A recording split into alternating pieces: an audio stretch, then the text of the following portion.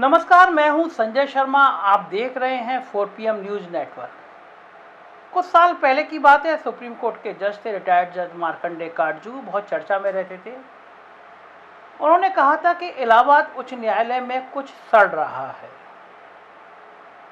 बहुत रिएक्शन हुआ इसका, बहुत चर्चाएं हुई कि क्या क्यों कहा गया, और तमाम तमाम सवाल उठे, हाई कोर्ट के ऊपर उठे, कुछ सवाल सुप्रीम कोर्ट में जाके उठे। और कल एक घटना हुई थी, बहुत तेज बारिश थी, बिजली कड़की और हाई कोर्ट के ऊपर गिरी।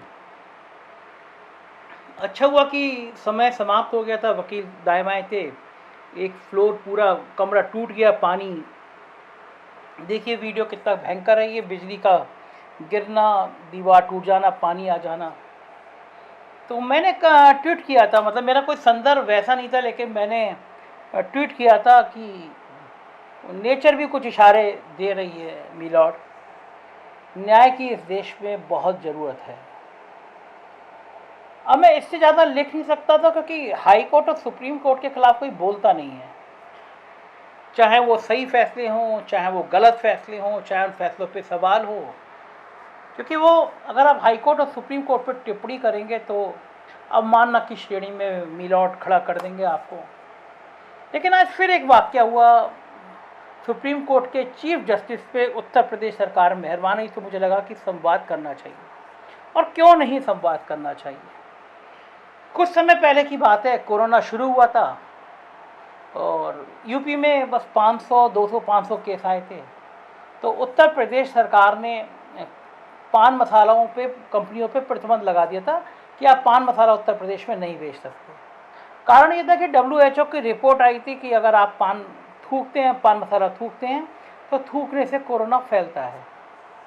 अच्छा फैसला था। और वैसे भी पान मसाला मैं कभी नहीं समझ पाता कि ये सरकारें जो होती हैं, ये आपको जिंदा रखने के लिए बनती हैं या अपनी कमाई के लिए आपको मारने का लाइसेंस देती हैं। सारे रिकॉर्ड बता रहे हैं, WHO की सारी रिपोर्ट्स बता रही हैं कि पान मसाला खाने वाले लोग बहुत जल्दी मुंह के कैंसर का शिकार हो रहे हैं, मुंह के कैंसर से तड़प तड़प कर मर रहे हैं। तो पान मसाला क्यों नहीं प्रतिबंध किया जाता, ये मुझे आज तक समझ नहीं आता। सुप्रीम कोर्ट में सालों से याचिकाएं लंबित हैं, और पान मसाला लॉबी इतनी ताकतवर है, इतनी पैसे वाली है कि उसके अपने अपने हेलीकॉप्टर हैं, घर में खड़े रहते हैं, हजारों करोड़ की कमाई होती है लोगों को। तो सरकार ने प्रतिबंध लगा दिया, मुझे अच्छा लगा। और जब कोरोना पीक पे आ गया, 50-50 हज़ार केस निकलने लगे, तब पान मसाला कंपनियों को लगा कि हमारी तो हजारों करोड़ की आमदनी डूब जाएगी। तो सुनने में आया एक बड़ी डील हुई, और जब हजारों केस रोज निकल रहे थे तो पान मसाला बेचने की अनुमति दे दी गई। अब मैं बहुत रोकना चाहता हूँ। मैं चाहता हूँ कि मैं ना करूँ इतने पंगे, जरूर से ज़्यादा पंगे हो जाते हैं। एक तो मेरे लिखने से, मेरे बोलने से सरकार वैसी नाराज रहती है कि सरकार को लगता है कि उत्तर प्रदेश में मेरे अलावा का, मैं अपने मुंह बड़ाई नहीं करना चाह रहा, लेकिन आप मुझे देख के बता दीजिएगा, ना कोई अखबार है, ना कोई चैनल है जो सरकार के खिलाफ दो लाइन बोलने की हिम्मत कर सके। जिसको पैसे से खरीदा जा सकता है, सरकार ने उसको पैसे से खरीदा। जो बोल रहे थे उनके यहाँ छापे और तमाम चीज़ें देकर फिर डराया, फिर कहा पैसे लो, मुंह बंद करो।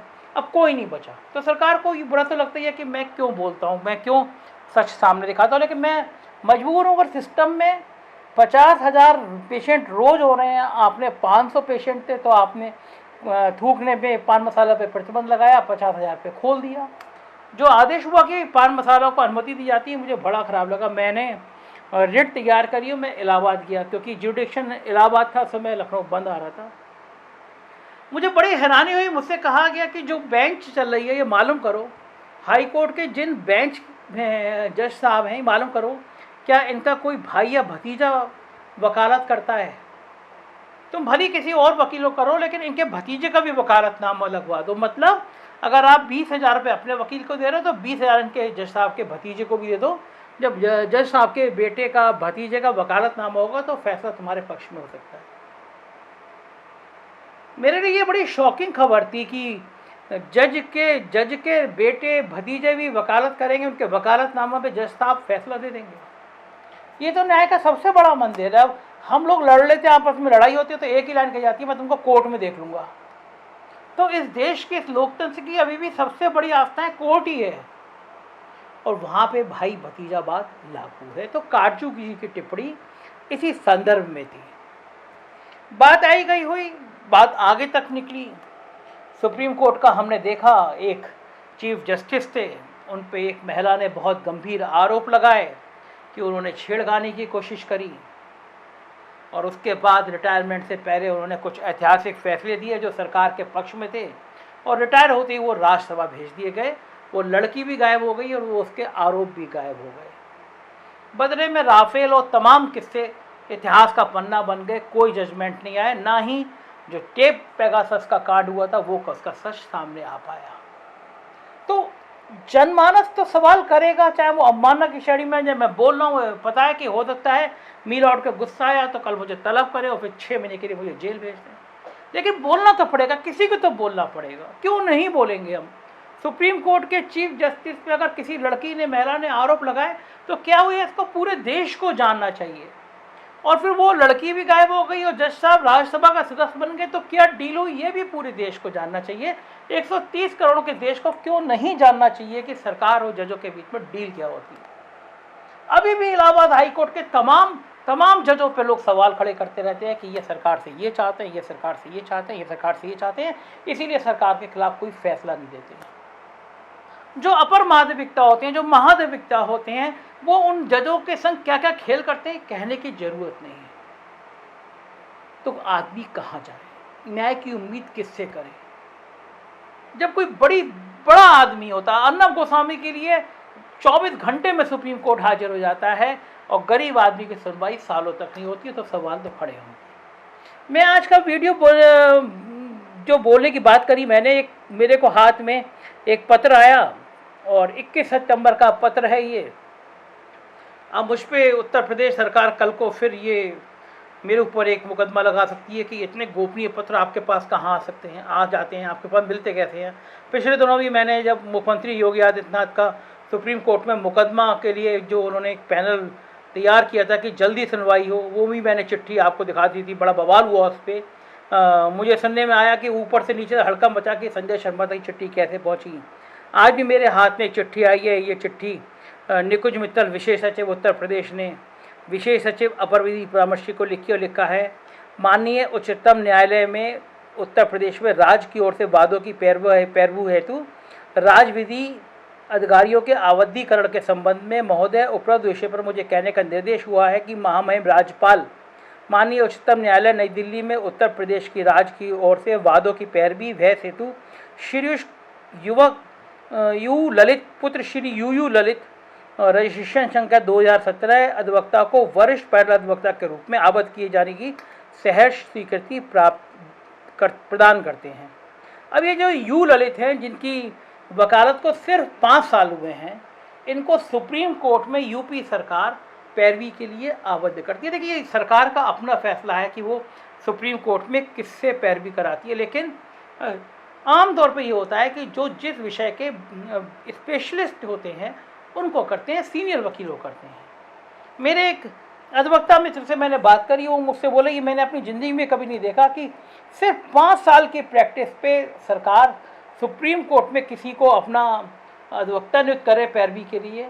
और फिर मुझसे बोले कि कारण यह है कि उत्तर प्रदेश सरकार के बहुत सारे मुकदमे सुप्रीम कोर्ट में लंबित हैं। चीफ जस्टिस 2 महीने बाद रिटायर हो रहे हैं, तो उनका बेटा पैरवी करेगा तो शायद कुछ चीज़ों का समाधान निकल सके। मिलॉर्ड, मैं नहीं जानता कि इसमें सच क्या है, लेकिन मैं इतना जानता हूँ कि नैतिकता के पैमाने में, आत्मसम्मान के पैमाने में ये बात खराब संकेत दे रही है। न्याय होना ही नहीं चाहिए, न्याय होता हुआ दिखना भी चाहिए। पारदर्शिता, आदमी को जहन में समझ आनी चाहिए ये पारदर्शिता है। 130 करोड़ देश के लोगों के लिए चीफ जस्टिस साहब आप भगवान जैसे हैं। सुप्रीम कोर्ट भगवान होता है उनका, आप न्याय के पुजारी हैं। मेरी बात मानेंगे भी, लेकिन तब भी मैं विनम्रतापूर्वक अनुरोध आपसे जरूर करूंगा, एक नागरिक के रूप में अनुरोध करूंगा, एक अच्छे पत्रकार के रूप में अनुरोध करूंगा, और एक भारत के एक सच्चे व्यक्ति, सच्चे प्रहरी के रूप में आपसे अनुरोध करूंगा कि अपने बेटे से कहिए कि जब तक आप सुप्रीम कोर्ट के चीफ जस्टिस हैं तब तक वो किसी सरकार की पैरवी ना करे। सरकार की पैरवी के लिए रूप में हजारों लाखों रुपए सरकार से ना ले, क्योंकि इससे आपकी भी छवि पे असर पड़ेगा और आपके बेटे की छवि पर भी असर पड़ेगा। सरकारें हमेशा आप तक पहुंचना चाहेंगी। आप चीफ जस्टिस साहब बहुत ताकतवर है, प्रधानमंत्री के बाद आप सबसे ताकतवर इंसान हैं। सरकार हर हालत में आप तक पहुंचना चाहेंगी, हर राज्य सरकार पहुंचना चाहेगी। आप अपने परिवार को इस जंजाल से बचाइए, क्योंकि आपका बेटा वहां पैरवी करेगा तो हो सकता है और नहीं भी हो सकता है, लेकिन कोई फैसला सरकार के पक्ष में आएगा तो लोग सवाल करेंगे कि चीफ जस्टिस का बेटा वहां पैरवी करता था, इसलिए उत्तर प्रदेश सरकार के पक्ष में फैसला आना ही था।